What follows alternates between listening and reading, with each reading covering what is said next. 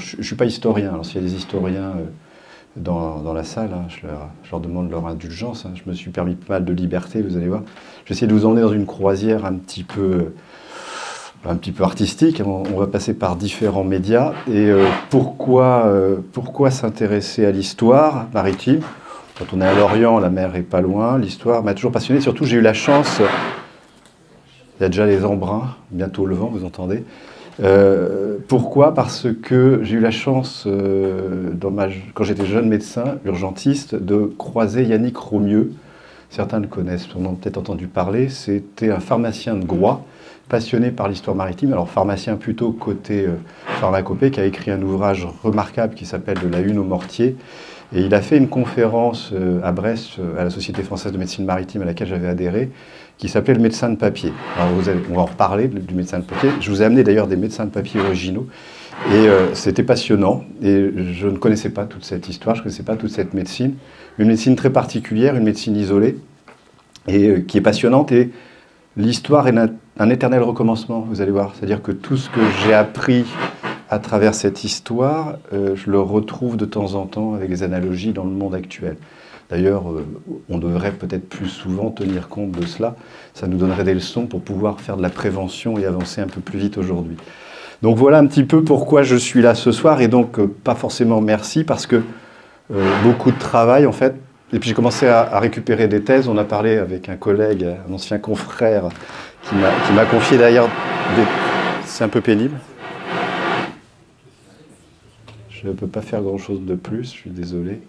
Donc, on a parlé un petit peu de cette histoire de la médecine, et il y a un professeur Kernès, que je n'ai pas connu, parce que j'étais trop jeune, sur Nantes, et qui a fait faire beaucoup de thèses à des étudiants en médecine, et donc il y a un vivier de thèses nantaises sur l'histoire de la médecine maritime de l'Orient, en particulier, puisqu'ils s'étaient intéressés beaucoup à la période de la Compagnie des Indes.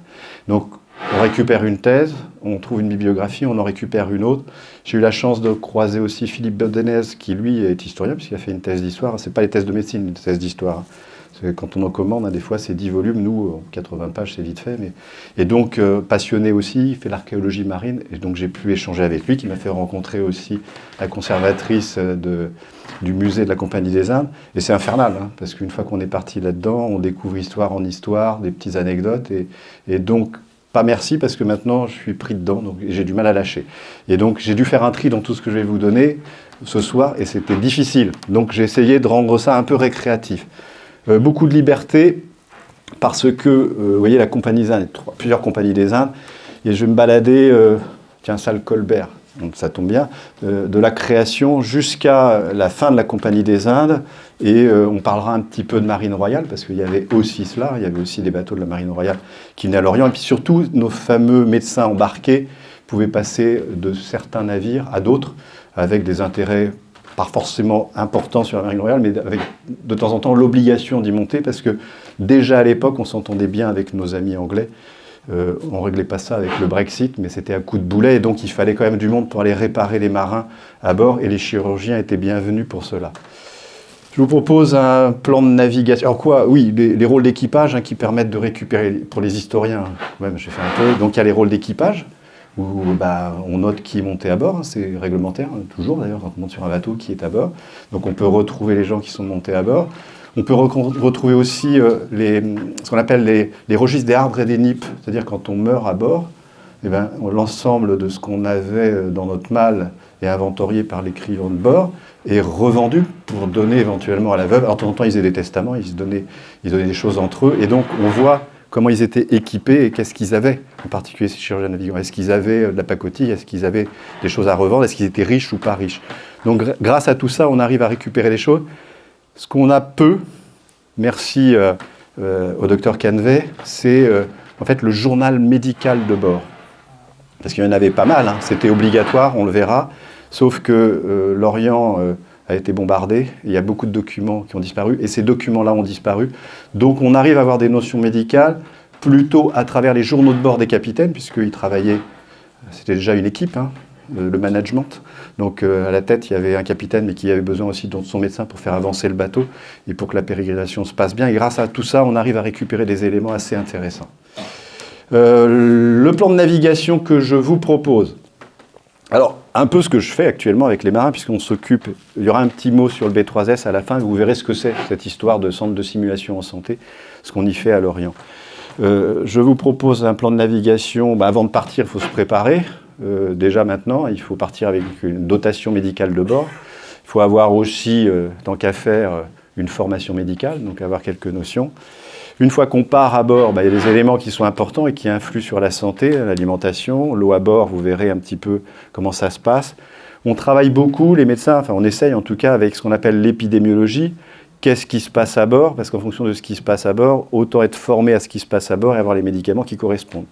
Donc, on ne va pas pouvoir faire toute l'épidémiologie de ce qui se passe à bord, mais je vous ai trouvé quelques éléments croustillants des thérapeutiques proposées et des méthodes thérapeutiques de l'époque. Et puis, on va faire une petite fantaisie, c'est-à-dire que mon histoire, elle va faire un grand bond, parce que d'un seul coup, on va passer de la Compagnie des Indes à nos jours, parce que vous ne savez peut-être pas ce qui se passe en formation médicale maritime sur l'Orient, mais c'est une ville où il y a beaucoup d'activités très intéressantes pour les marins. D'ailleurs, il y a des marins qui étaient avec moi en formation cette semaine et la semaine dernière et qui sont là, dans la salle, qui viennent, donc qui vont venir nous expliquer et qui peuvent nous expliquer, vous pourrez éventuellement leur poser des questions sur ce que c'est que leur formation, parce que les médecins ne montent plus trop sur les bateaux. Il n'y en a plus beaucoup, déjà on a du mal à les mettre dans les hôpitaux, donc vous imaginez s'ils partaient sur les bateaux, donc ils vont sur les gros bateaux, type le Ponant, ils vont sur des bateaux militaires, ça parce qu'il y a un autre rôle, mais il n'y a plus beaucoup de médecins, donc il faut former les marins à la médecine. Donc on va faire cette petite croisière, et vous verrez que le passage de la Compagnie des Indes à nos jours, on va le faire en douceur avec un bateau sur lequel j'ai eu la chance, moi, alors pas d'embarquer malheureusement, mais participer un peu à son armement au niveau médical, qui s'appelle l'Hermione. Alors, ce n'est pas la Compagnie des Indes, c'est Lafayette, mais c'est pas loin. Et il y a beaucoup de similitudes sur l'organisation des soins à bord. Et donc, je vous parlerai un petit peu de l'Hermione, enfin, je vous montrerai une petite vidéo qui peut être intéressante. Alors, avant de partir, Nelson, on n'est pas à la même époque, mais Nelson disait qu'il y avait quelque chose qui était très important pour les opérations militaires, c'était de maintenir la santé des équipiers, parce qu'ils mouraient plus de maladies que de faits de guerre. Donc c'était important de s'occuper de la santé des marins. Vous voyez ce que disait Morand, qui était l'auteur, un des premiers auteurs de Médecins de papier, guide médical à bord pour les chirurgiens embarqués. Et il disait que ces hommes utiles, pour faire participer les habitants de l'univers entier aux avantages de tous les climats, exposent non seulement leur vie aux fureurs d'un élément intraitable, mais encore leur santé aux inconvénients d'un changement continuel de climat dans une demeure peu commode, malsaine, où ils ne peuvent se procurer que des aliments de mauvaise qualité et très souvent corrompus. Donc ça commence mal. Avant de partir, déjà, on sait que si on fait de la prévention, à quoi s'attendre. C'est intéressant ce que je viens de vous dire. Enfin, je ne sais pas s'il y a des coureurs au large ici, ce soir.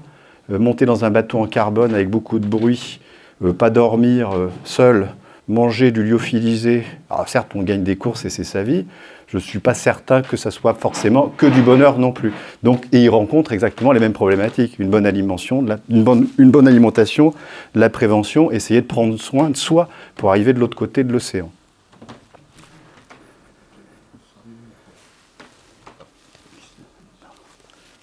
Fini les embruns. Le calme après la tempête. Alors, une pharmacie de bord. Alors, je me suis permis une toute petite digression, parce que j'ai trouvé ça sympa. Il s'avère que le collègue avec qui je travaille a une carte de l'Orient, ancienne.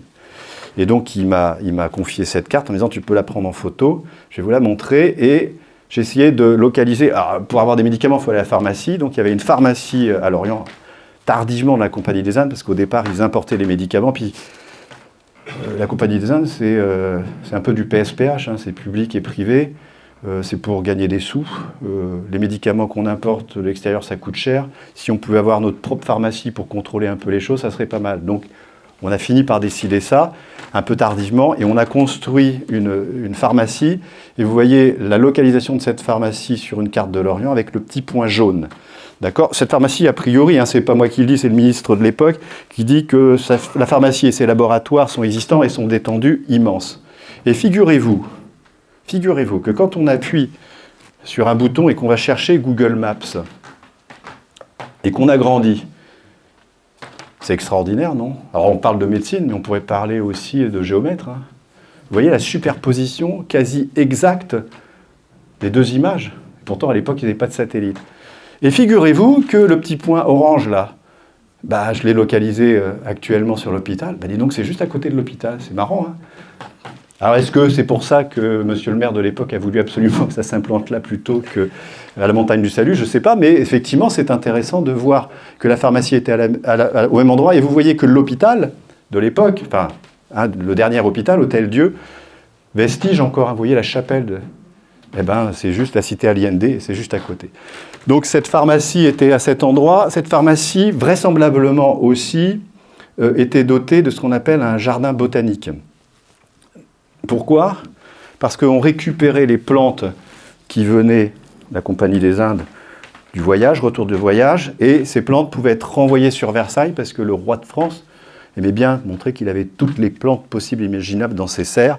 Et donc il y a des serres qui ont été créées à Lorient, qui malheureusement ont disparu. Vous pouvez aller visiter le jardin botanique de Brest, qui était un petit peu le même système, et on peut imaginer que, comme les plantes étaient utilisées, une médecine à base beaucoup de plantes médicinales, beaucoup de ces plantes devaient être vraisemblablement cultivées de façon à, pareil, les avoir sous la main, des plantes fraîches, parce que sinon, si on les importait des différentes provinces de France, elles risquaient de péricliter. Et on sait exactement ce qu'il y avait dans cette pharmacie, parce qu'à la fermeture de la pharmacie de la Compagnie des Indes, la clôture de la Compagnie des Indes, il y a eu un registre, et donc Romieux le met dans son article, tout ce qu'il y avait dans cette pharmacie. Donc on sait exactement toutes les plantes qu'il y avait et tous les matériaux qu'il y avait dans cette pharmacie, et donc qui venaient sans doute du jardin botanique. Le jardin botanique, alors, créé par un médecin, le médecin de Lorient, Gallois. Alors, Gallois ne montait pas à bord, hein, il était médecin du port, il montait à bord des bateaux. D'ailleurs, il en est mort, le pauvre, parce qu'il est monté à bord d'un bateau qui revenait des Indes où les gens avaient le typhus, il a attrapé le typhus, et il en est mort. Mais c'est lui qui a créé ces serres, dont des serres chaudes, puisque les plantes qui venaient des tropiques, il fallait effectivement les conserver. Et il s'avère que c'est son frère, l'abbé Gallois, qui lui montait sur les bateaux, et donc prenait particulièrement soin de ces plantes, qui ramenait à Lorient pour que lui puisse les mettre dans la serre. Il avait besoin, bien entendu, de sous pour faire fonctionner cette serre, et c'était compliqué. Donc là, vous voyez un petit peu ce que demandait l'intendant de Lorient au roi pour qu'il y ait quelques sous de façon à mettre en place ce jardin botanique. Alors, pas celui de Lorient, celui-là, c'est celui qui a été reconstitué à Paris, à la Pitié-Salpêtrière. C'est intéressant. Alors ça, j'ai découvert, c'est marrant. Vous voyez la forme. Ben, la forme, en fait, toujours pareil, hein, du Moyen-Âge, ça a été une forme symbolique. Vous voyez, 4 fleuves, branches. Alors, la justice, la prudence, la température, la force. Les 2 diagonales représentent l'homme.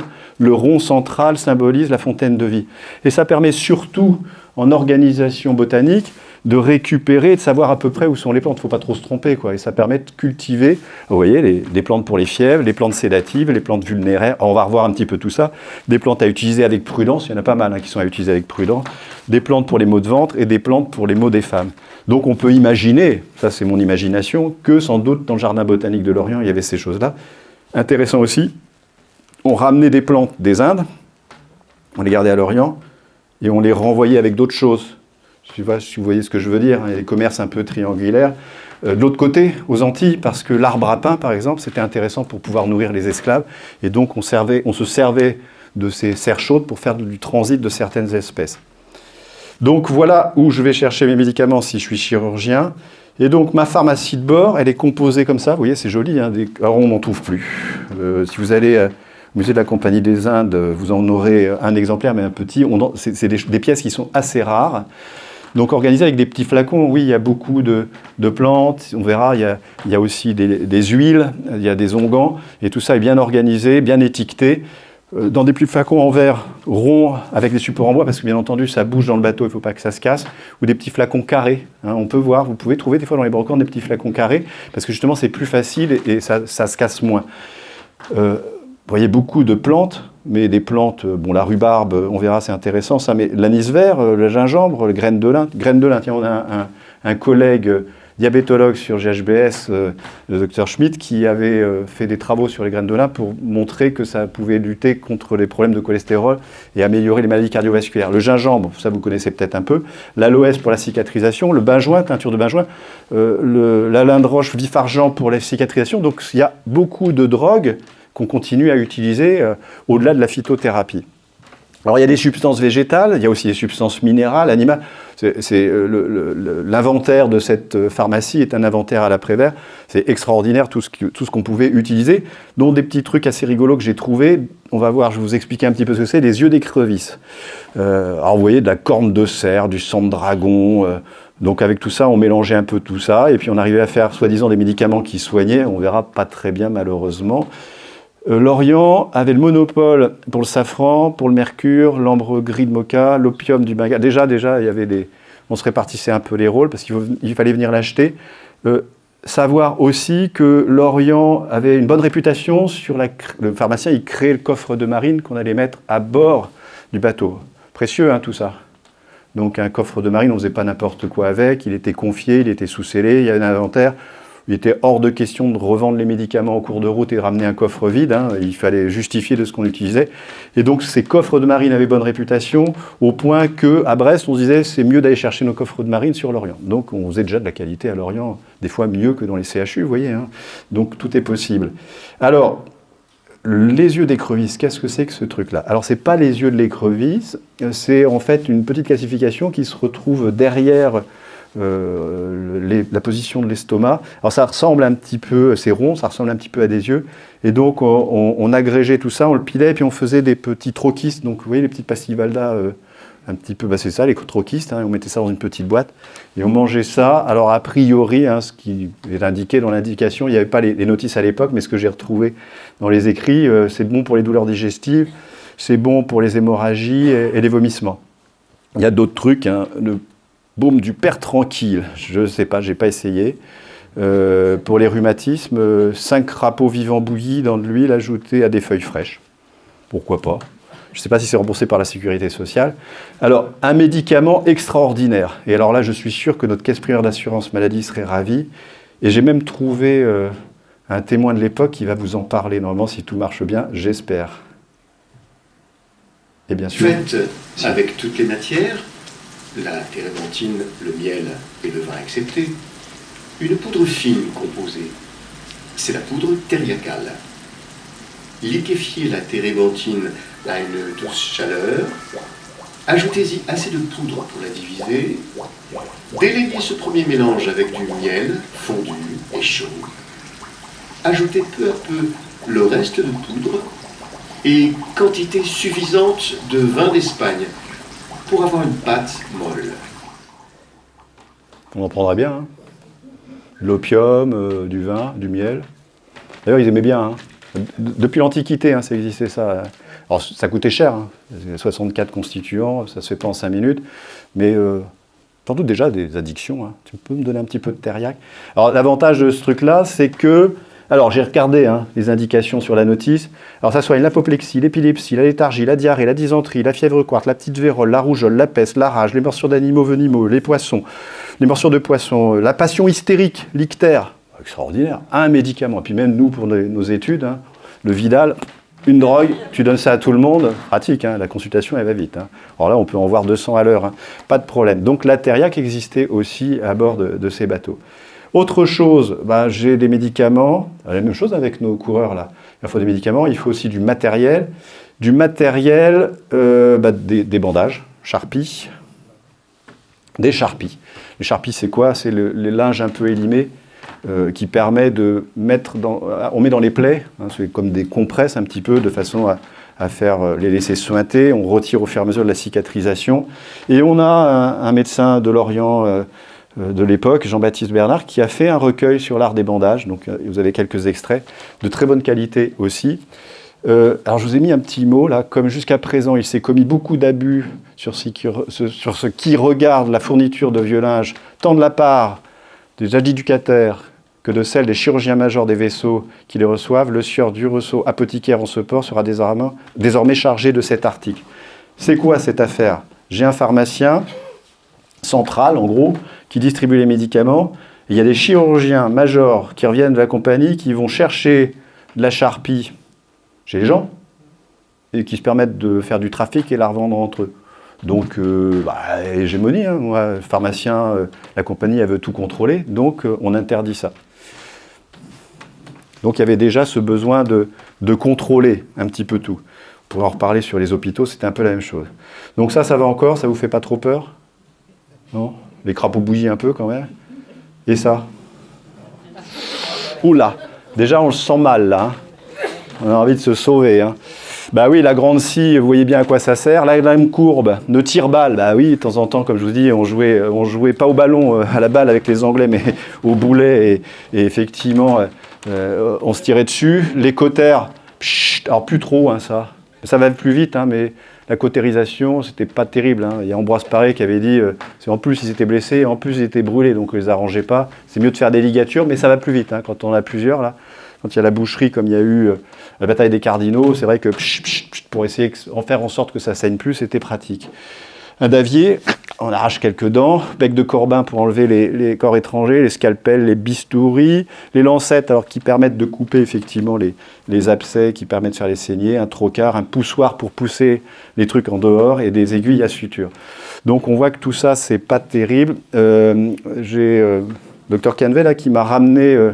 on en reparlera tout à l'heure, mais qui m'a ramené des outils d'un aïeul de la Compagnie des Indes, enfin de cette époque en tout cas, et vous verrez quand on le voit en vrai, en photo ça fait peur, mais quand on le voit en vrai, un peu plus. Hein. Je pensais que c'était fait pour découper la côte de bœuf plutôt que pour s'occuper des malades.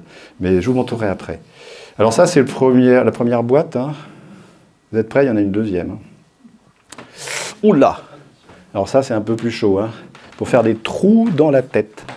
Des trous dans la tête pour enlever les hématomes quand il y en a. On fait encore hein, ça, bon, enfin un peu plus.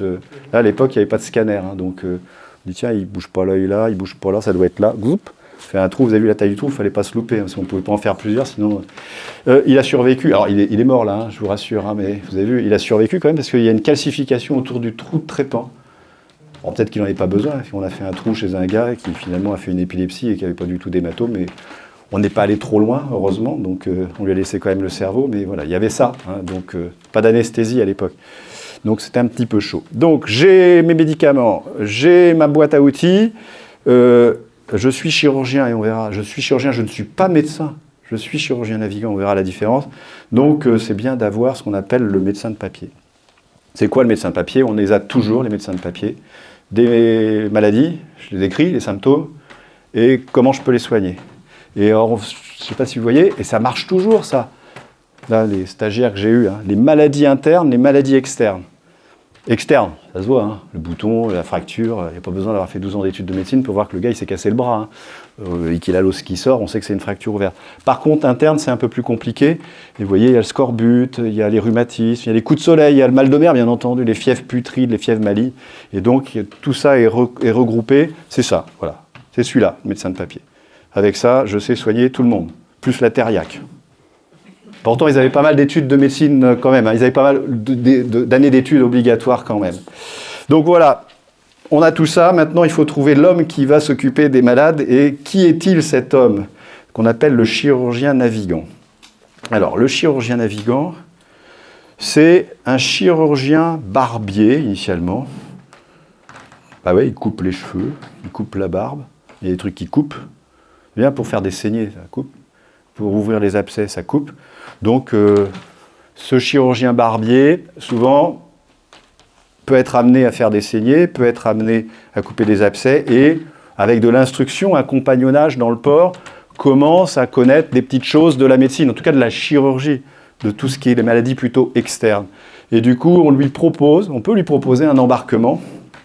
Cet embarquement, il faut qu'il soit quand même validé par les chirurgiens du port, de façon à pas faire complètement n'importe quoi. Il peut monter jeune à bord des bateaux, à 14 ans, à 15 ans.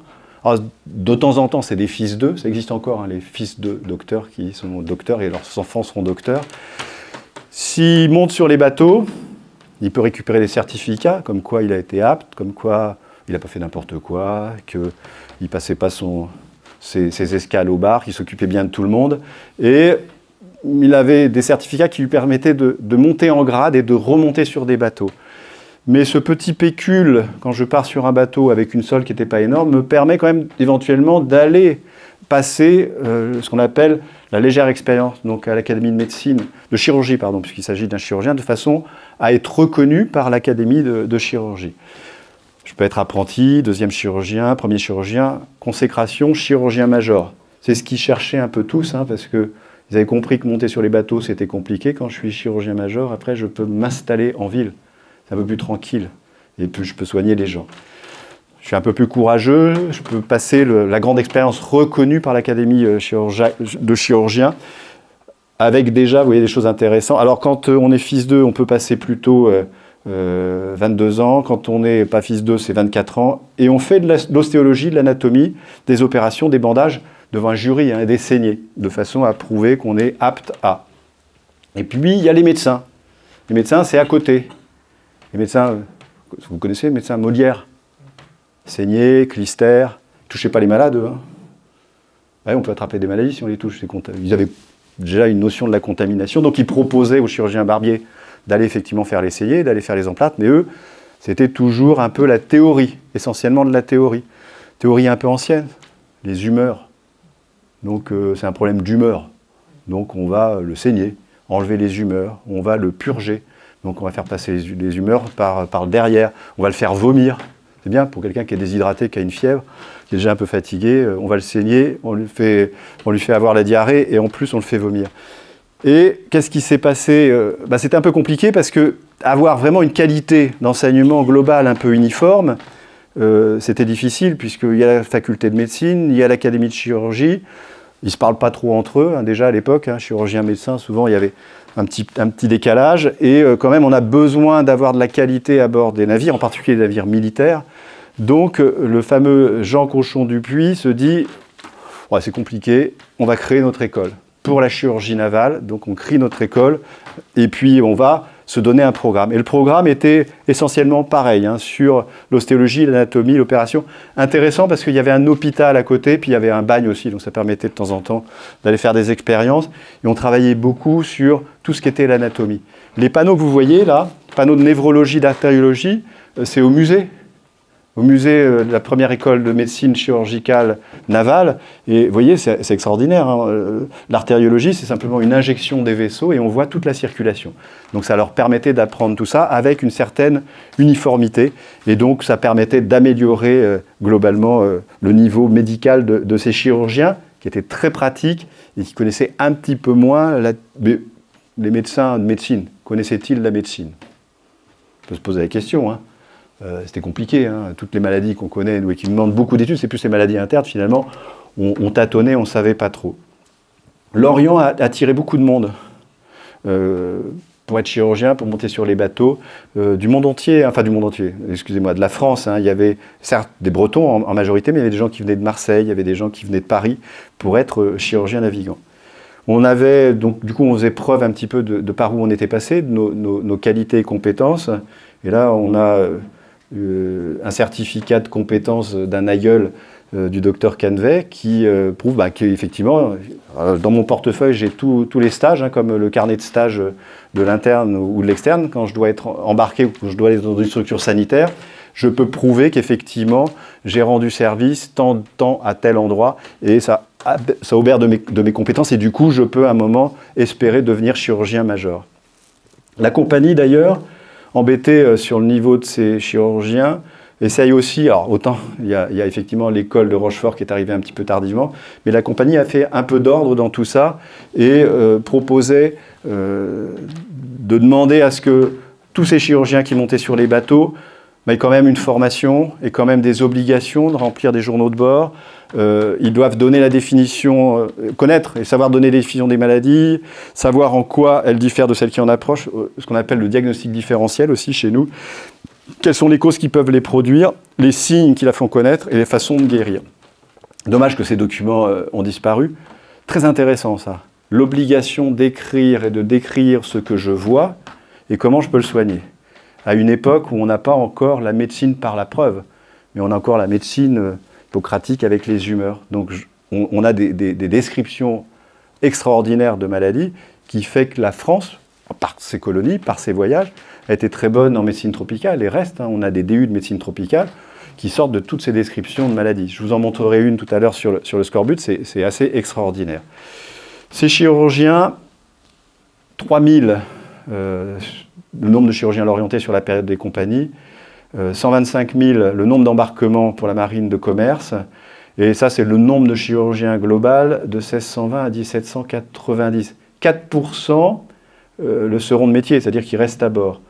Ils font que 2 voyages. Bah oui, c'est le temps de monter en grade et d'espérer pouvoir être chirurgien major si entre-temps ils ne sont pas morts eux-mêmes des maladies ou des conflits avec les Anglais.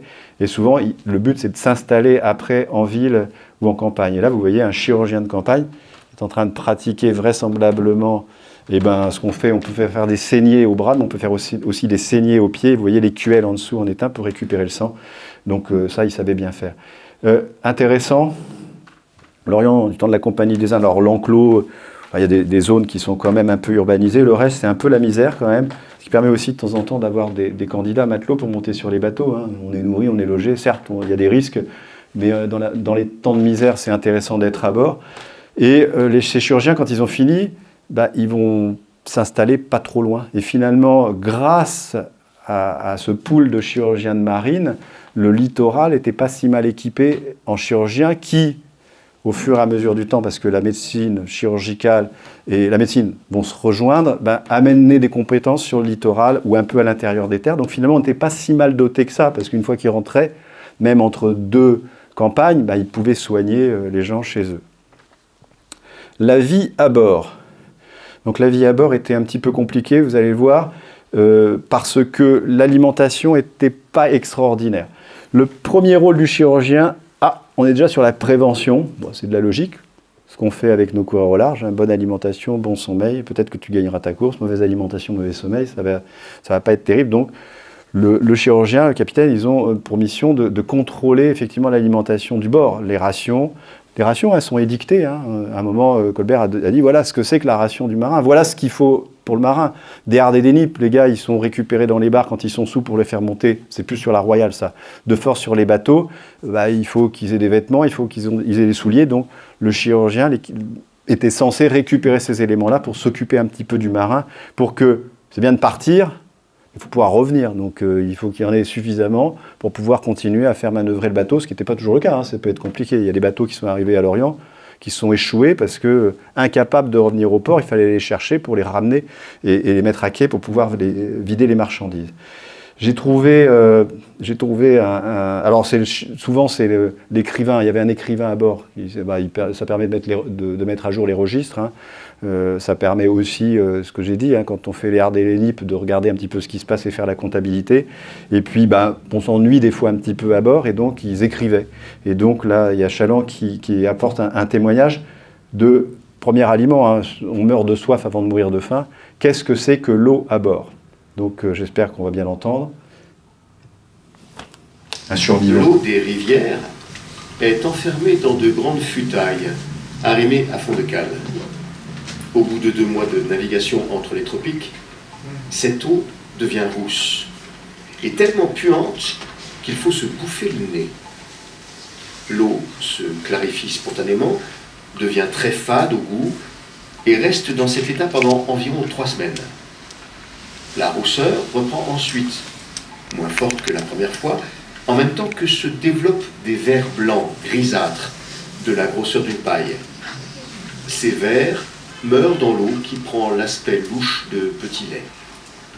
Cependant, cette eau s'épure petit à petit et devient potable, mais elle ne se débarrasse jamais des petites anguillules qui traversent les filtres de mousseline.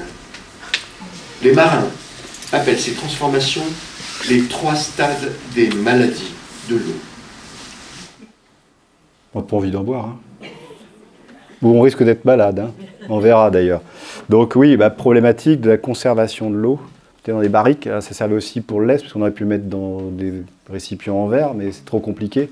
Donc on mettait dans des barriques, et ça servait de lait, et donc cette eau, voilà ce qu'elle devenait. Intéressant aussi, le breton, son eau de source bretonne, il ne veut pas s'en défaire. Hein. Donc les Brestois, alors, je ne sais pas, ils avaient une source, ils remplissaient la futaie, ils faisaient le tour. Pourtant, ils tombaient malades quand ils buvaient cette eau-là. Ils faisaient des escales de temps en temps, donc on pouvait récupérer de l'eau un peu fraîche dans les rivières. Non, c'était l'eau de Brest, c'est celle-là qu'il nous faut. Et donc, sur tout un voyage, ils ne pouvaient pas lâcher l'eau de Brest. Bon, ils mouraient de ça, parce qu'ils chopaient le typhus, le choléra, enfin, des maladies transmissibles par contamination orofécale, et en particulier les amibes avec l'eau. Mais voilà, c'est des croyances aussi, hein, ça existait aussi à bord. Alors, qu'est-ce qu'on peut faire? Oui, mettre dans des récipients en fer, on l'a fait ça, mais tardivement, quoi. Pas du temps de la Compagnie des Indes. Et ouais, mais bouillir, mais il faut du feu à bord. C'est une bonne idée, cher ami. Mais c'est quoi le premier risque à bord d'un bateau en bois en mer? Puis déjà maintenant, hein, le premier risque, hein, les marins que j'ai là, ils font des exercices incendie, c'est la panique à bord. Alors si encore la Compagnie des Indes, Jean Gauthier, professeur de la faculté de médecine de Nantes, il a essayé de transformer de l'eau salée avec cette fameuse machine, là, une belle machine, à bord du Triton, ici, là, en rade de l'Orient. On a donné à boire à ça aux marins qui étaient à bord pendant quelques temps. Personne n'est tombé malade, on s'est dit, tiens, voilà une belle machine. Ouais, mais dès que ça bouge, dès qu'il y a de la tempête, il faut calme plat, parce qu'avec le feu... Donc, si Bougainville est parti avec des choses comme ça, mais voilà. Donc, c'était une machine intéressante, un peu volumineuse, qui coûtait assez cher, et donc pas vraiment pratique. Donc, il a fallu attendre les cuves en fer pour... Alors, ils ont essayé des trucs, hein. Ils mettaient de la chaux, ils mettaient des clous dedans, ils mettaient du vinaigre, on balançait plein de trucs dans les tonneaux en espérant nettoyer, mais bon, ça marchait pas trop. Donc, j'ai mon eau, pas top. J'ai ce qu'on appelle... Alors ça, c'est pas de l'eau, les rafraîchissements, c'est les aliments.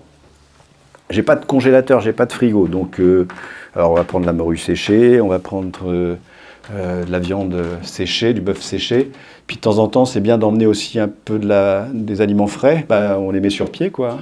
Vous imaginez à bord de ces bateaux, là c'est un embarquement en 1690, 8 bœufs, 2 vaches, 6 veaux, 19 cochons, 24 moutons, 500 poulets, 48 canards, 36 pigeons. Je sais, il devait leur couper les ailes ou les attacher parce que sinon il fallait courir après. 6 barriques de vin de Bordeaux et une douzaine de vins ordinaires. Et de l'eau de vie, bien entendu. Pas beaucoup d'alcool, hein, pas beaucoup d'alcool. Ça coûte cher, ça prend de la place, donc ils buvaient pas tant que ça.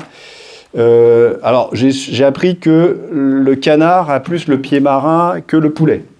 Donc il dure un peu plus dans le temps. Le poulet, ce qui est sympa, c'est que il pond des œufs, mais c'est pas pour le matelot, hein, c'est pour les officiers. Il faut pas non plus. Il y a quand même un rang. Vous voyez où sont stockés les animaux? Alors ça, c'est la Compagnie des Indes. Il faut aller visiter hein, les maquettes. Eh ben, les malades, ils sont juste à côté. Alors, c'est sûr qu'un animal, c'est propre. Hein, il n'y a pas de déjection pour nettoyer tout ça. Donc, quand on est malade. Dans l'entrepont, tout ça, ça ne doit pas arranger. Vous voyez mes barriques d'eau, où est-ce qu'elles sont stockées? C'est important hein, pour le lest, hein, on positionnait tout ça, parce qu'il prend trop d'un côté, hop, on met de l'autre côté. Il fallait remplacer, d'ailleurs, hein, ces futaies, de façon à garder un petit peu l'assiette du bateau. D'ailleurs, cette cale, là, elle est bien sèche, hein, elle n'était pas comme ça. Hein. Petit à petit, ça se remplissait d'eau, on mettait du calfa, on essayait de reboucher. Donc vos barriques, là, non seulement, c'est pas terrible, l'eau, mais elle trempouille en plus en espèce de cloaque. Avec les déjections des animaux qui passent à travers les planches et qui tombent dessus. Oh, Pasteur aurait été content pour faire de la bactériologie, là, je pense. Hein. Mais il n'était pas encore là. Alors, les aliments, ça, c'est un vestige biscuit. C'est ça, les biscuits de mer, bien secs. Ils ne restaient pas toujours secs, hein, puisque c'était humide à bord. Puis, il y avait des vers qui se mettaient dedans. Donc, c'était sympa, mais c'était essentiellement ça, leur alimentation. Bon, quand même un peu de vin. Hein. On dirait quoi si... L'ouvrier aujourd'hui avait 0,7 litres de vin par jour. Repas gras, repas maigre. Alors je vous ai dit la morue séchée, d'accord, le bœuf séché. Quand l'eau n'est pas potable et qu'on a soif, hein, ça devient un peu compliqué.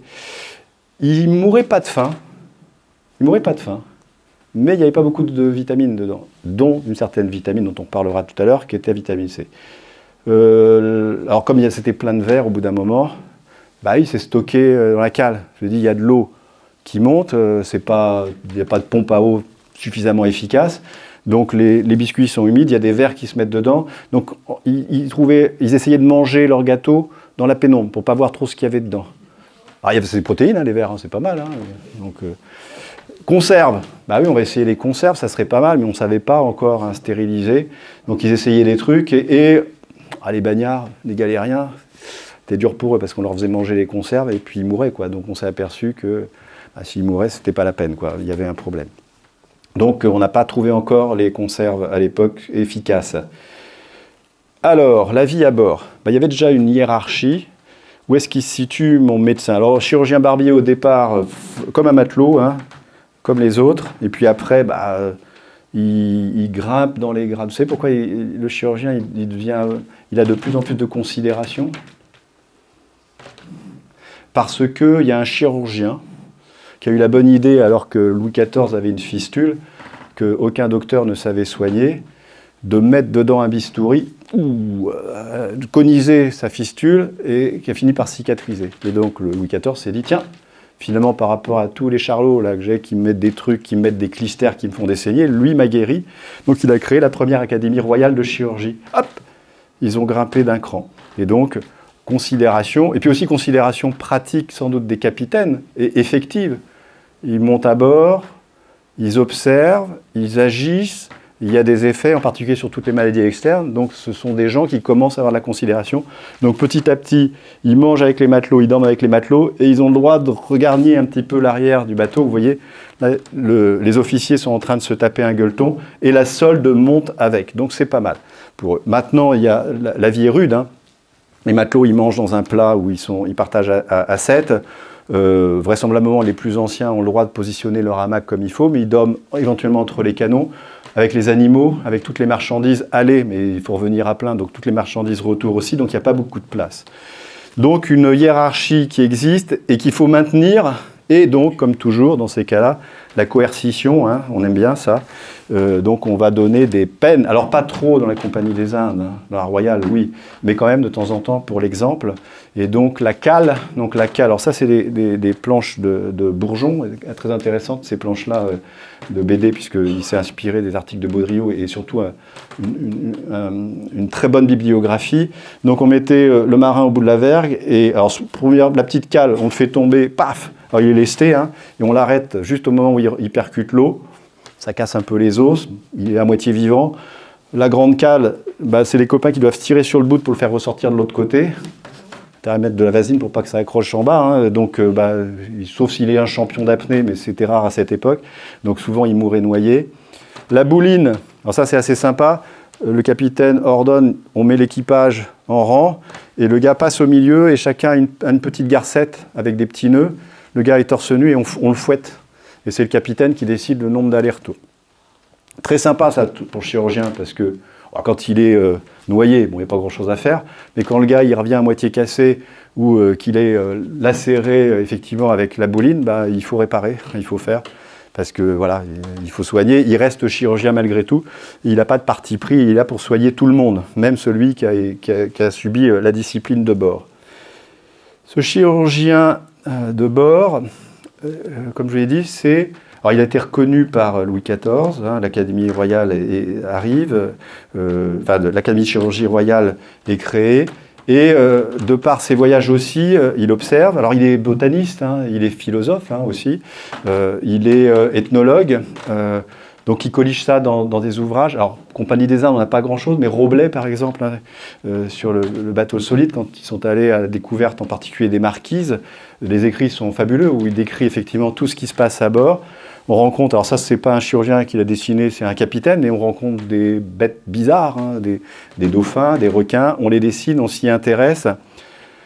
Homme des Lumières, parce que il observe, il essaye, et puis quand ça marche, il essaye de perpétuer, et il communique avec ses collègues. Oui, mais il n'est que chirurgien, il n'est pas médecin de la faculté. Il est homme de terrain, il observe des choses, mais comment croire et comment écouter un homme de terrain qui voit des choses. C'est pour ça que de temps en temps, sur certaines maladies, en particulier le scorbut, avant qu'on commence à soigner de façon officielle avec des choses qui avaient été observées par ces chirurgiens navigants, parce que la faculté ne l'a pas reconnu, il y a eu un grand décalage. Et donc la progression de la médecine s'est faite grâce aux chirurgiens quand enfin les deux facultés se sont réunies. L'apport théorique, l'observation, essayer, et puis en plus il découpait les gars, il regardait à l'intérieur quand il faisait de l'anatomie. Lint, pour le scorbut, quand il ouvrait les gars, il voyait que ça saignait beaucoup, il s'est dit tiens, il y a peut-être un rapport, effectivement, les hémorragies avec le scorbut.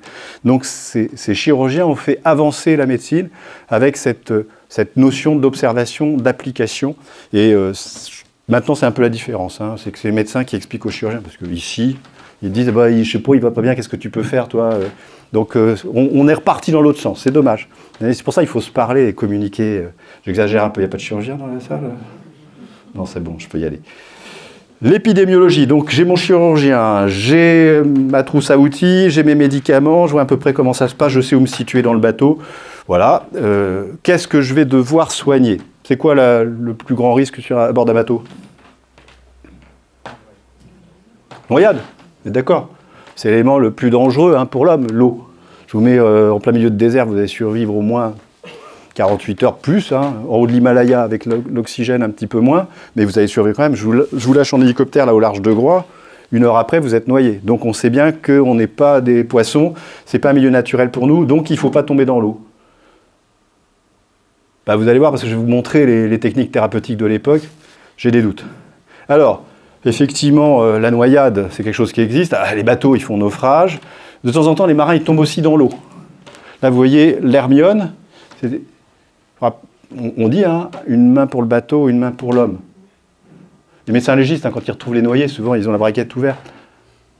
Les gars, parce qu'ils vont à l'arrière du bateau, et s'ils ne se tiennent pas au bateau, ils tombent à l'eau.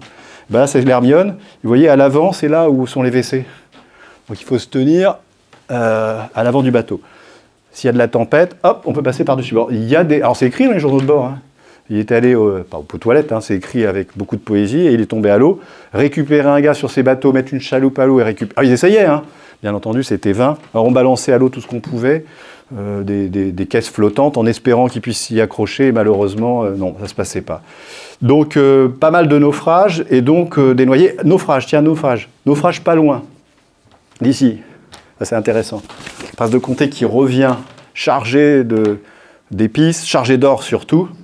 Et puis les Anglais sont pas loin. On va essayer de faire attention pour rentrer à l'Orient pour les éviter. On essaye de faire des navigations de nuit. Et paf, on tape sur un récif. Le bateau coule très rapidement. Alors beaucoup sont atteints du scorbut, donc dans l'entrepont, ceux-là, ils ne vont pas sortir, ils vont se noyer. Ceux qui étaient sur le pont, ils arrivent à sauter à l'eau, eux vont être rescapés. Et les officiers, ils sont noyés aussi. Et vous savez pourquoi ? Parce que comme on a ramené de l'or, et que si jamais le bateau est pris par les Anglais, normalement, les officiers, quand ils sont pris, on ne les fouille pas. Donc on avait dit, on va mettre l'or dans nos ceintures. Ils ont coulé à pic. Donc si vous voulez faire de l'apnée, là, ou de la plongée, si vous trouvez un officier, regardez dans sa ceinture, à mon avis, on peut faire fortune. Donc voilà un petit peu une petite histoire rigolote.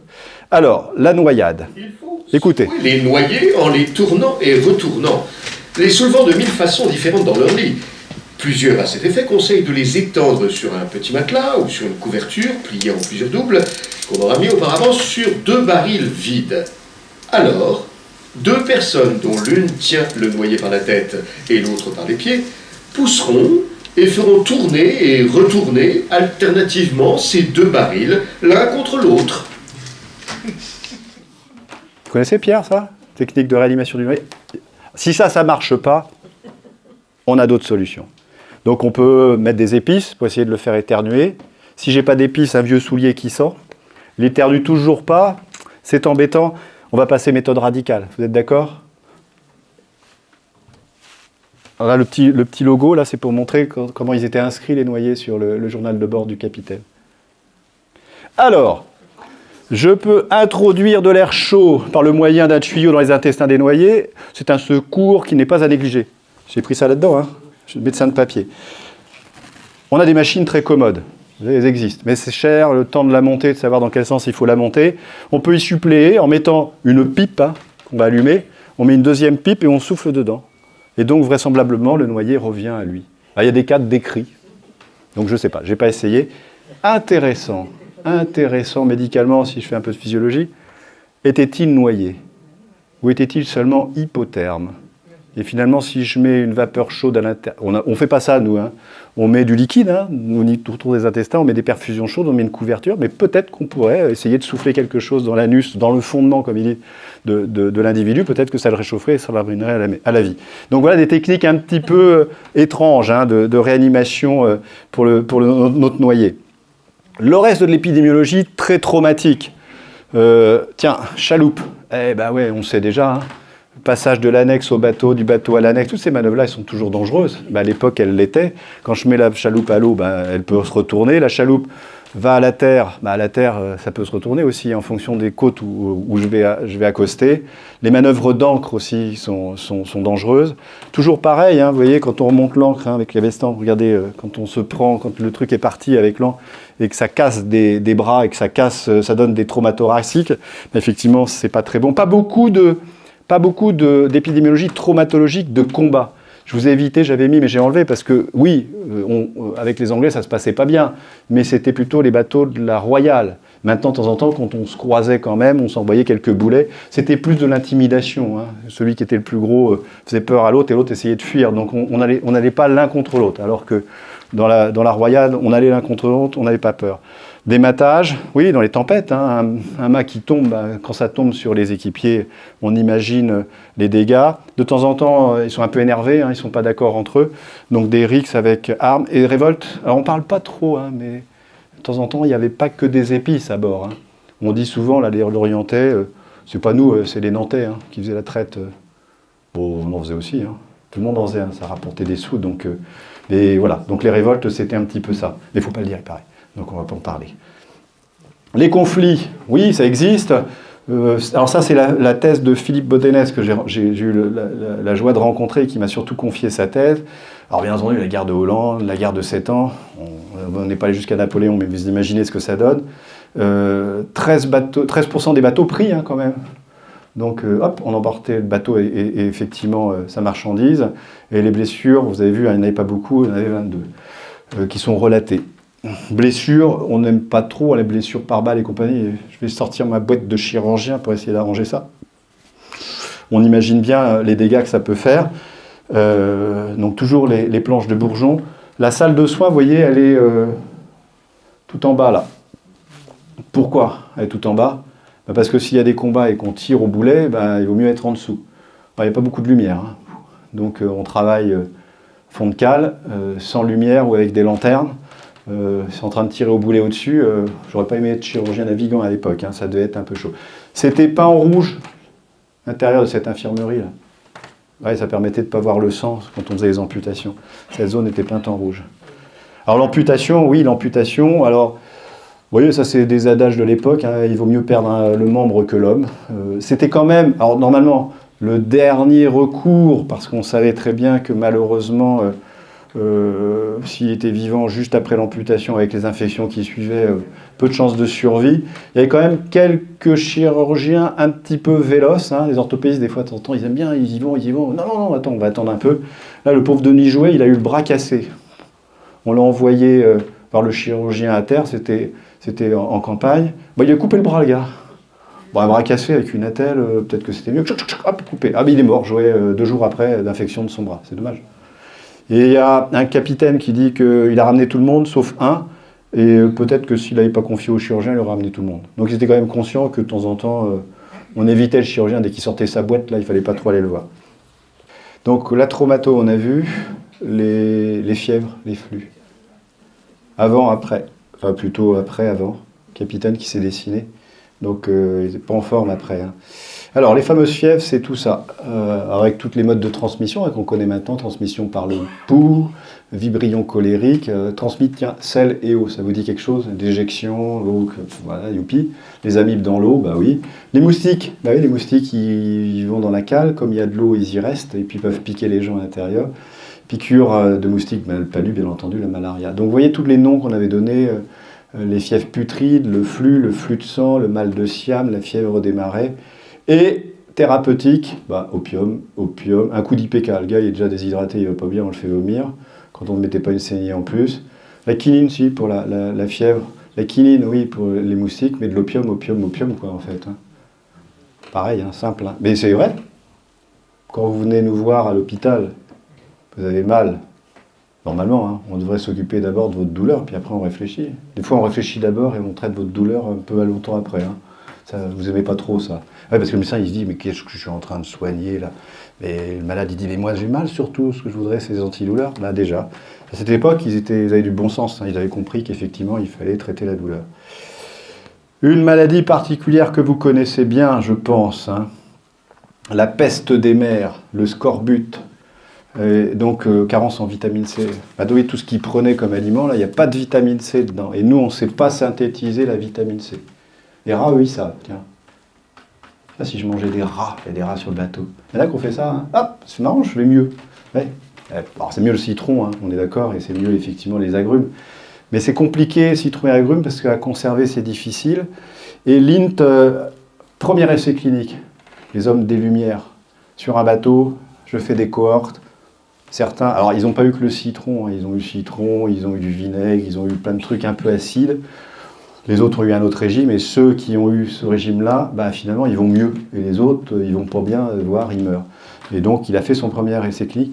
Les cachotiers, les Anglais, ils nous ont pas dit ça tout de suite. Alors, il l'a publié quand même, mais nous, on ne voulait pas croire les Anglais. Les Anglais ont toujours tort. Et ils ont continué à donner les agrumes, et ils s'apercevaient que leurs marins guérissaient, mais ils sont bien gardés de nous le dire. Et donc, quand on a perdu pas mal de Trafalgar, enfin, pas mal de combats, à l'époque de Napoléon, quelques temps après, hein, bah, nous, on ne savait pas, eux, ils savaient. Donc, ils avaient des équipages qui étaient simples à nous. Oui, on a mis du temps. Hein. 1850 a commencé à se dire, tiens, l'INT, vous voyez, il est plus jeune que ça. Donc, on a mis du temps à appliquer ce que les gens de terrain avaient découvert, ce que certains chirurgiens navigants avant l'INT hein, avaient observé et écrivent dans leurs traités. Mais la faculté, c'est la faculté. Description, hein, on trouve sur les carnets, ça aussi c'est le rôle des chirurgiens, très belle description livresque des maladies, des beaux schémas aussi. Alors je ne vous ai pas mis, mais il y a des photos. Il y a encore du scorbut. On mange du McDo, on boit des trucs, mais on ne mange plus de fruits. On n'est plus habitué à ces maladies, donc découvrir et comprendre que ce qu'est le scorbut, c'est compliqué. Mais on a des cas de scorbut par malnutrition. Les gens, ils ne mangent plus trop des trucs, hein, il faut manger que ça, et ben, on peut faire des avitaminoses. Donc cette maladie fait des ravages. Au départ, on pense... Alors c'était intéressant parce que les premières observations, le gars, il n'est pas bien, hein, il est fatigué, bah, c'est un feignant, hein, il doit être mélancolique. Donc c'est un problème psychique, c'est les humeurs, donc hop, on va le saigner. Vous voyez, c'était ça les raisonnements. Ils sont à l'intérieur, il fait chaud, c'est malsain, c'est pas drainé, donc ça doit être un problème de purification de l'air. Donc on va essayer de purifier l'air, donc on va essayer d'ouvrir les écoutilles dès qu'on peut. Et donc on tourne autour, mais on ne trouve pas. Tiens, il a écrit que le citron, les trucs acides. Donc on va mettre de l'acide, enfin du vitriol, on va mettre du vinaigre, on va essayer tout ce qui est acide. La choucroute un peu, tiens, c'est un peu acide. Ça marche un peu, tiens, il y a un peu de vitamine C dedans. Mais on a tourné autour pendant longtemps. Donc les régimes anti-scorbutiques étaient vraiment un petit peu pas très efficaces. Mais ils étaient persuadés, ils emportaient toute une série de produits en se disant ça va marcher. Ils donnaient ça aux marins, malheureusement, les marins continuaient. Sauf que, tiens, c'est marrant, à chaque fois qu'on arrive en escale, les gars, ils hérissent tous. Donc, c'est parce que l'air est plus sain, on a ouvert les écoutilles, vous voyez. Ah non, on aurait pu se dire, tiens, c'est marrant, c'est parce qu'on a mangé du citron, on a mangé des oranges. Donc tout cela se terminait souvent par la mort, malheureusement, de ces marins. D'ailleurs, vous voyez, le petit témoignage là qui est intéressant, c'est que les gars, ils ont bien compris, face au naufrage, face au scorbut, face à la mitraille, et au boulet qui siffle dans les haubans. Bref, face à la mort, officier marin, la miséricorde divine, hein. On y croit encore. Il faut s'attacher à quelque chose, hein, sinon c'est compliqué. Le mort, on ne le garde pas à bord, hein. On le met vite à l'eau. On a compris, la putréfaction, c'est pas terrible. Pareil, hein, hiérarchie, le matelot, hop, à l'eau, l'officier cérémonial avec l'abbé qui va, le prêtre, l'aumônier qui va le bénir, et puis autant de coups de canon qu'il est haut placé. Donc sur certaines escales, il tire au canon toute la journée, parce que voilà, le gars est mort. Qu'est-ce qu'ils allaient faire dans cette galère? Alors on a vu apprentissage, hein, je suis nourri, logé, j'ai un apprentissage, je peux progresser dans la carrière. Bon, les aventuriers, il y en a toujours eu, hein. Puis là-bas, les jolies femmes, on gagne bien sa vie, c'est des paradis, hein, décrits par Rousseau, hein, le naturel, donc allons-y. Commerce, hein, richesse, hein, aussi, hein. On a toujours été les médecins, hein, on aime bien un petit peu aller chercher des sous, même si on aime bien soigner aussi. Il y a des articles, alors il y a des historiens ici, hein, des vrais, Jean-Yves Leland, entre autres, Bouédec, donc vous avez des beaux livres, en particulier il y en a un qui est sorti sur Kerguelen. Et vous voyez que la motivation, c'est pas tant l'exploration d'être un aventurier, c'est surtout récupérer, faire du commerce et récupérer des sous et revenir. Et puis, de temps en temps, implantation outre-mer. Et ce que je vous ai montré, oui, un peu de traite d'eau noire quand même. Hein. Parce que le chirurgien navigant aussi, il a le droit, commerce, il a le droit d'emporter un tonneau avec des effets de la pacotille pour revendre. Le chirurgien de la navale, lui, il n'a pas le droit. La royale, il n'a pas le droit. Donc, de temps en temps, ils aiment bien venir quand même sur les bateaux de la compagnie, parce qu'avec ça, quand on regarde les registres des Hardes et de Nip, du chirurgien navigant de la Compagnie des Indes et celui de la Royale, il y a une sacrée différence. Hein. Donc il y avait aussi la motivation, c'était un petit peu ça aussi, gagner sa vie au-delà de toutes ces nobles causes que je vous ai citées. Voilà, on a fini un petit tour, vous voyez un petit peu ce qui se passe. On revient maintenant, si vous voulez. Alors comme je vous ai dit, j'ai eu la chance de travailler un petit peu sur la dotation, la pharmacie de l'Hermione, qu'est-ce qu'on mettait à bord de ce bateau, qui était un petit peu échappé aux réglementations. Et, vous verrez, il y a des réglementations pour la dotation maintenant, et donc il fallait inventer un peu ces réglementations, donc j'ai pu me balader à bord, et j'ai récupéré, vous pouvez aller vous promener hein, sur le web, des vidéos assez jolies. Donc je vous laisse partir avec l'Hermione, vous regardez et vous imaginez la vie à bord, c'est ça surtout. Vous verrez l'eau qui balaye le pont, donc quand on pense que ça passe à travers le pont, que ça arrose en dessous, l'humidité, ça permet de se donner une idée de ce que c'était la vie à bord. Alors, hop.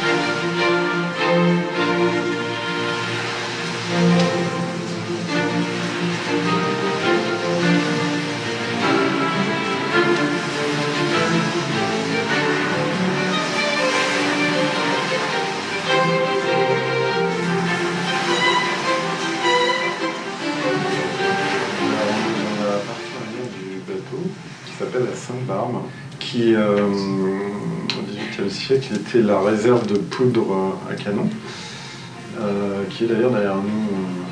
On a toujours une réserve de poudre pour les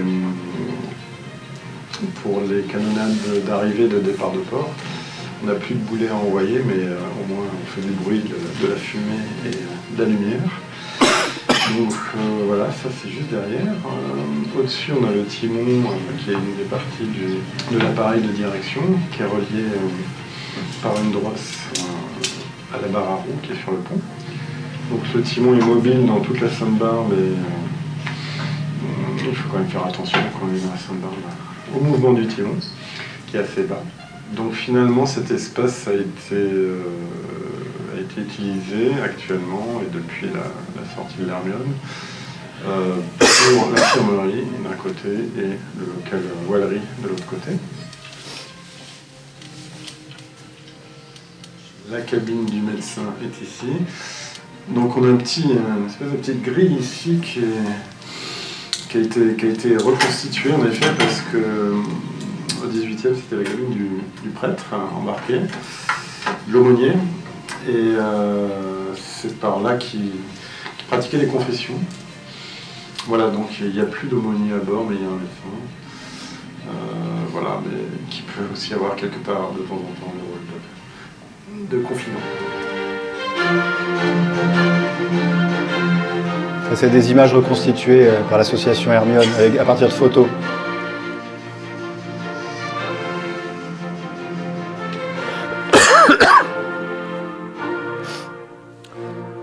Donc le médecin loge Sainte-Barbe, hein, ça existait, et c'était ça souvent, à côté de l'aumônier. Ils travaillaient ensemble, hein, souvent. Vous avez vu, hein, ils aboutissaient au même résultat. Sauver les âmes. Donc maintenant, comment ça se passe? On a des dotations médicales, c'est un peu plus standardisé que ce qui passait à l'époque. On a quand même, alors ça c'est les grandes spécialités quelque part françaises, c'est-à-dire que j'ai autant de dotations que de types de bateaux.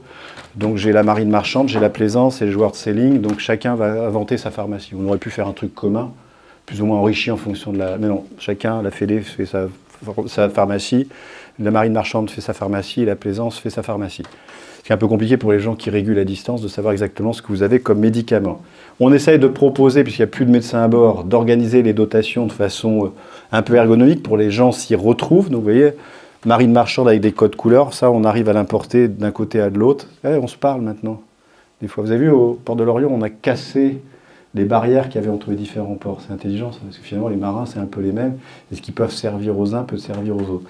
Donc des codes couleurs, bleu je me suis cogné, rouge ça saigne, orange, bon après en fonction des couleurs, hein. Les antidouleurs, on leur explique bien ce que c'est que les antidouleurs, j'espère qu'ils s'en rappellent, ceux que j'ai eu, hein, la morphine, le paracétamol, pourquoi, comment, l'immobilisation. Donc des dotations, ça existe. Comment on fait? Les marins qui vont monter à bord, il faut qu'ils aient une aptitude, parce que s'ils montent tout malades, ça va mal se passer. Et vous avez un bel hôpital que vous connaissez, le GHBS, hein, où il y a des consultations qui sont organisées pour le voyage. Vous avez aussi des médecins des gens de mer à Lorient. Alors, ils ne travaillent pas au GHBS. Ah, c'est bizarre, c'est dommage, on pourrait regrouper tout le monde au même endroit. Vous avez des médecins au centre médico-sportif de Lorient qui, eux, vont s'occuper du suivi longitudinal, c'est-à-dire faire pédaler les gars pour voir s'ils sont performants, mais voir aussi s'ils sont en bonne santé. Et puis, formation et prévention, tout ça c'est à Lorient. Lorient Grand Large fait des formations, un petit peu de formation médicale, mais pas beaucoup, surtout mécanique et autres. Vous avez l'IMP, Institut Maritime de Prévention. Donc ils font des petites brochures à destination des marins sur la prévention. C'est mieux de porter sa VFI que de tomber à l'eau quand on a vu, même si nos techniques de réanimation du noyé sont un peu plus évoluées, en général ça ne se passe pas très bien. Le CFCM, qui est le lycée maritime, dont viennent les étudiants là, qui sont dans la salle, qui ont une formation globale, dont une formation médicale assez poussée, 15 jours en stage initial, puis une semaine tous les 5 ans. On leur apprend même à faire des sutures, ce qu'on n'apprend pas à nos infirmières. Donc ils savent faire beaucoup de choses, hein. Ils ont une grosse dotation. Ouais. Le CEPS, qui est sur la base, qui participe au stage survie-mer, donc ils forment aussi les gens à survivre, monter dans le radeau de survie et autres. Et nous, le fameux B3S, centre de simulation, on travaille aussi avec ces gens-là à former les gens aux soins médicaux, essentiellement aux soins infirmiers, par la simulation. C'est-à-dire qu'on fait pour de faux, pour voir comment les gens réagissent. C'est toujours mieux de faire pour de faux d'abord que de se louper pour de vrai, quoi. La simulation en santé, c'est ça. Une petite vidéo qui vous montre... Alors, on travaille à Lorient, elle est un peu ancienne, j'ai pas eu le temps de refaire avec le B3S dans ces nouveaux locaux. On travaille aussi en concertation avec nos collègues des autres façades maritimes, en particulier Marseille. On a aussi un DSU de médecine maritime à Brest et à Marseille, où on forme le personnel soignant qui va s'occuper des marins. Qu'est-ce que c'est qu'un bateau? Déjà, c'est bien, hein, quand on régule. Les Toulousains, c'est eux qui font la régulation médicale maritime, ils sont un peu loin de la mer. Hein. Donc, c'est bien qu'ils voient ce que c'est qu'un bateau, les pathologies qu'on peut rencontrer.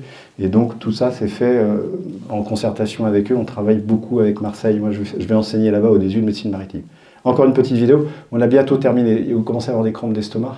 Je n'ai pas amené de biscuits de mer, hein, je n'ai pas grand-chose à vous proposer. Donc, on va essayer de terminer un peu vite. Que vous ne tombiez pas d'inanition non plus.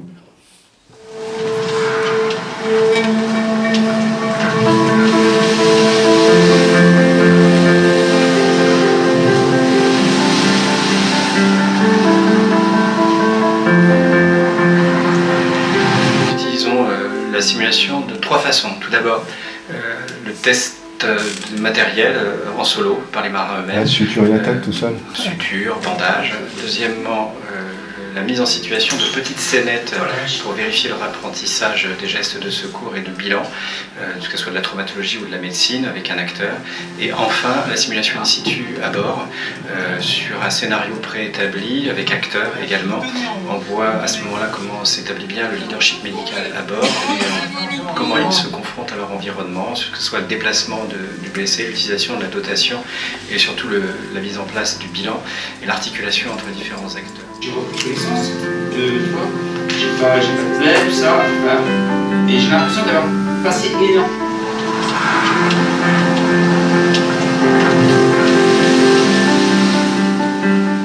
La simulation in situ a selon nous 3 grands objectifs.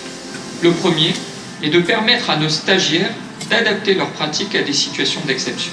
Cela, nous utilisons une situation clinique standardisée, comme par exemple l'arrêt cardiaque, que nous transposons sur un mannequin haute fidélité, projeté dans différents environnements, comme un voilier, un support de plongée ou encore un vecteur nautique médicalisé. Le stagiaire va alors pouvoir confronter ses habitudes de soins à des facteurs environnementaux contraignants et inhabituels tels que le bruit, le mouvement et l'humidité, sans oublier la perte de l'air pour les plus récents. Le deuxième objectif est d'anticiper la problématique de l'interface entre un navire et un vecteur héliporté. Pour cela, nous utilisons une réplique de l'EC-145 qui nous permet de travailler les techniques de treuillage en toute sécurité et surtout à moindre coût. Nous intégrons ensuite cet aspect sécuritaire dans une situation clinique avec une contrainte de temps. Ce contexte incite le stagiaire à prioriser ses gestes afin de garantir une extraction rapide, tout en intégrant également les particularités de la prise en charge médicale à bord de l'aéronef, avec des contraintes de bruit, d'exécuter et de vibration. L'humilité et notion d'équipe deviennent très rapidement des maîtres mots de ces exercices, y compris chez les plus récalcitrants. Enfin, la simulation participe à l'acceptation des équipements de protection individuelle qui sont parfois vécus par certaines équipes comme une contrainte altérant la qualité de leur prise en charge. Pour cela, nous proposons une session de survie qui consiste à simuler un crash hélico. Au décours de cet exercice, il n'y a généralement plus aucun refus pour le port des EPI. Ainsi, avec ces 3 modules, le stagiaire travaille et surtout intègre de manière efficace et ludique les spécificités médicales, techniques et sécuritaires du milieu maritime. Donc c'est ça, formation des marins, formation des médecins, des soignants qui vont monter à bord, donc il y a pas mal de choses. Et tout ça se fait à Lorient hein, en partie, donc on a une gloute hein, pour faire les crash hélico ici. Vous ne saviez pas tout ça, je pense, non? Beaucoup de compétences finalement, c'est assez exceptionnel. Alors on a vu finalement une dotation, c'est le même problème qu'avant, vous vous rappelez? Avoir une pharmacie, avoir une formation, tiens, ça me rappelle quelque chose, un peu plus de qualité j'espère. Médecin de papier. Bah ouais, médecin de papier toujours, hein. Petit guide à bord avec les maladies. Médecin à bord, il faut médecin de papier parce que médecin à bord il n'y en a plus beaucoup. Hein. Là c'est mon collègue Jean-Michel Waro, il est à bord du Ponant. Médecin croisiériste surtout. Hein. Voilà. Donc oui, on y va quand je suis allé sur la Ranui, hein. Polynésie c'est sympa, mais aller sur des bateaux, déjà il n'y a plus assez sur Terre, donc ils vont plus trop en mer. Donc télémédecine, là vous avez les Toulousains malins. Une Toulousaine malène, et donc qui fait de la régulation. On peut envoyer des photos, on peut envoyer du texte, on peut envoyer des bilans, on peut envoyer pas mal de choses, et ça évolue de plus en plus. Hein. Vous avez vu ce qu'on arrive à faire passer dans les tuyaux maintenant. Donc en termes d'infos, on peut même travailler directement avec de la vidéo. Donc on voit un petit peu le médecin de papier, l'aide médicale à bord. Épidémiologie. Épidémiologie, des fois c'est costaud, hein. Pour les Lorientais, Spindrift Racing. Pierre, ça doit lui donner quelques souvenirs. Une jeune femme, Virginie, qui vous rappelez, il se fait couper les jambes par un bateau. Couper les jambes par un bateau, couper les jambes par un boulet, ça se ressemble. Hein. Allez hop, garrot, on n'a pas cautérisé, hein, on est allé vite, il y a une équipe, hein, parce qu'il y a une chaîne de secours qui est bien huilée, et fort heureusement elle est vivante. Mais on a de l'épidémiologie sérieuse, pas que. Alors il n'y a plus le scorbut, il y a des fièvres, hein, toujours. Je ne vous ai pas dit, mais c'était intéressant, sur l'Hermione, il y a eu, sur 328 jours de mer, 920 consultations, avec essentiellement de la traumatologie à 30%. Ça rentait des jeunes, hein, mais à l'époque déjà c'était des jeunes, à l'époque c'est qu'on vivait pas vieux de toute façon, quand on était sur les bateaux et ailleurs. Donc c'était essentiellement de la traumatologie, c'était de l'infection, un peu de gastro, beaucoup d'infections ORL, de la rhumatologie et de la dermatologie. Donc on a un peu d'épidémiologie. Alors pas beaucoup parce que les détenteurs de l'épidémiologie, alors le CCM c'est Toulouse, hein, ceux qui font la régule, donc quand il y a des appels ils notent tout, donc on peut travailler avec ça.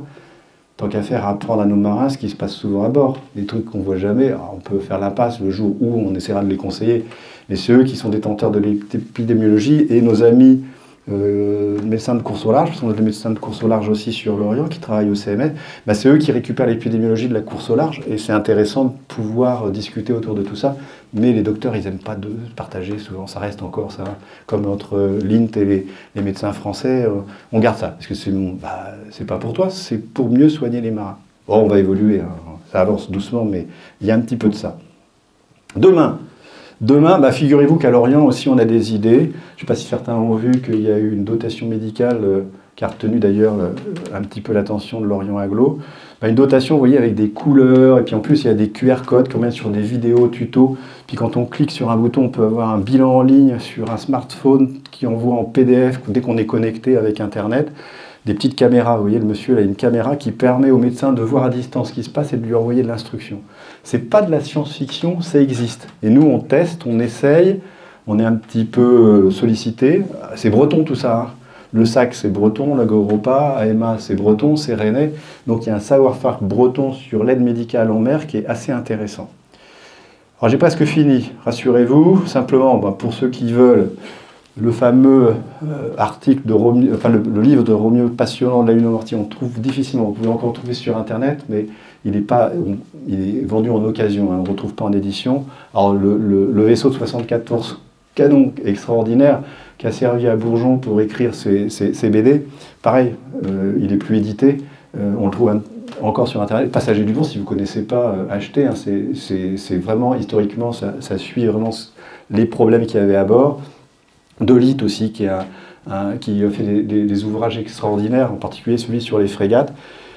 Comme avait conseillé Philippe Baudenaise, pour les vrais historiens, je crois qu'il y a des vrais historiens dans la salle, bah, il y a des choses extraordinaires qui existent sur le net, hein, la mémoire des hommes, avec une base qui est alimentée par l'Orient. On peut retrouver, vous vous rappelez, hein, ce que je vous ai montré, les petits pictos avec les morceaux de journaux de bord, on peut lire tout ça en ligne. C'est un peu compliqué des fois, mais on arrive à récupérer des choses. Et alors maintenant, les thèses, elles sont numérisées, donc quand on fait des recherches sur Internet, on peut trouver plein de thèses. On verra avec Christophe, pour mettre à disposition, moi, toutes les recherches que j'ai faites, bon, ça y est, j'ai lu, mais on peut mettre les PDF en ligne, pour ceux que ça passionne, ils peuvent aller le lire. Voilà, et de B3S, en passant, on va avoir un site Internet, mais ceux qui veulent, bah, vous allez sur medextreme.gibdo.com et vous aurez ce qu'on fait, vous aurez aussi les articles de biblio. Je termine en conclusion. Il y a 3 sortes d'hommes, vous savez. C'est moi qui l'ai dit, hein. Je ne suis pas philosophe. Ah, un petit peu quand on est médecin, on est obligé de l'être, hein, quand même. C'est bien d'ailleurs, ça sert. Il y a les terriens, les morts et les marins. Ils sont un peu au milieu. Il y en a qui ont déjà fait des transats qui sont allés loin des côtes. Quand on a au-dessus le ciel, en dessous combien de mètres sous nous, et si je saute à l'eau, qu'est-ce qui devient? Ben, on a une espèce de sensation bizarre. C'est vrai qu'on n'est plus vraiment terrien. On n'est pas encore mort, heureusement, parce que le bateau flotte, mais c'est voilà, une espèce de sensation bizarre. Et ces hommes-là, il y en a quelques-uns ici, ils sont riches de savoir. On a du mal à les considérer, hein. Ils sont discrets, ils parlent pas beaucoup. Dès que vous ouvrez un peu la porte et que vous leur parlez, c'est extraordinaire, toutes les aventures qu'ils vous livrent, ils vous font rêver. Ils ont une expérience extraordinaire, ils savent faire plein de choses. Ils savent récupérer un gars avec un bras arraché, savoir mettre un garrot, savoir mettre des antalgiques, appeler les secours alors qu'ils ne sont pas médecins. Donc ils ont vraiment un savoir extraordinaire et je pense que grâce à eux, on apprend beaucoup de choses. Je vous donne un exemple bref, je suis bavard, hein, tu m'arrêtes quand tout le monde n'en peut plus. Covid, ça vous dit quelque chose ça, le Covid? Vous les terriens, vous aviez un beau bateau, hein, 1 kilomètre autour de chez vous. Vous reveniez à la cabine, hop, allez, on va faire un tour sur le pont. Vous avez fait ça pendant un moment? Ah, c'est dur, hein. Puis quand on était malade, on a un problème de dents, le dentiste il est fermé, donc on appelle le dentiste. Le dentiste, il ne sait pas faire de la télémédecine. Il dit prenez des antalgiques. Je ne sais pas trop ce que c'est les antalgiques, prenez du paracétamol. On n'a jamais eu des abcès dentaires aussi volumineux sur les gens qui arrivaient jusqu'aux urgences. Complications. C'est dur de traiter les gens à distance. C'est très difficile. Un peu paumé quand même, hein, isolé. C'est dur, psychologiquement, on ne dort pas bien, on va tous mourir. Comment je gère mon stress, comment je gère mon isolement? Les marins, ils font ça tous les jours, tous les jours. Qui a demandé aux marins, mais comment vous faites, vous? Est-ce qu'on s'est occupé d'aller voir les marins, de tirer de leur expérience pour en faire quelque chose? Dernière petite histoire. Covid à bord, quand je suis allé sur la Radouille. Pas de test de dépistage sur les bateaux systématique, pas de vaccination pour les marins. Ils ont été les derniers à être vaccinés. On leur a proposé d'être vaccinés une semaine avant que ça soit ouvert pour tout le monde. C'est sûr qu'on risque rien de choper le Covid sur un bateau quand il y en a un quelqu'un en termes de contamination. Pourtant, on avait des épidémiologistes imminents qui nous faisaient des leçons. Ben, ces pauvres marins, on a commencé à s'inquiéter. Je ne sais pas si vous vous rappelez, quand on s'est dit, c'est comme CMA, GCM, c'est les gros bateaux qui vont... Là, quand on n'aura plus de papier chiottes parce qu'il ne peut plus aller le chercher, c'est les seuls qui tournent encore autour du globe parce que tout était fermé, il faut qu'on s'en occupe un petit peu. Donc ces marins-là, il faut les écouter, il faut tenir compte de ces expériences sur la Ranui. Ils avaient mis des tests, les fameux tests antigéniques, vous connaissez là, on a tous fait ça. On les a fait quand, nous? Très tardivement. Hein. Il faut faire le RT-PCR, ben, sauf que le test antigénique, quand on le fait, on sait, il n'est pas aussi sensible, si oui ou non on est positif, on s'isole tout de suite, et la vie continue. Quand je suis monté sur la Ranui, on a fait des tests systématiquement, dès qu'il y en avait qui était positif, on l'isolait, le bateau a continué. C'est-à-dire que le monde économique de ce bateau, il a pu continuer à décharger son fret aux marquises. Donc il faut écouter les marins, il faut écouter ceux qui sont embarqués, il faut écouter les gens de terrain, parce que des fois, ils ont des bonnes idées. Et c'est bien de les reprendre quand elles sont bonnes. Pas toutes sont bonnes, mais celles-là sont pas mal.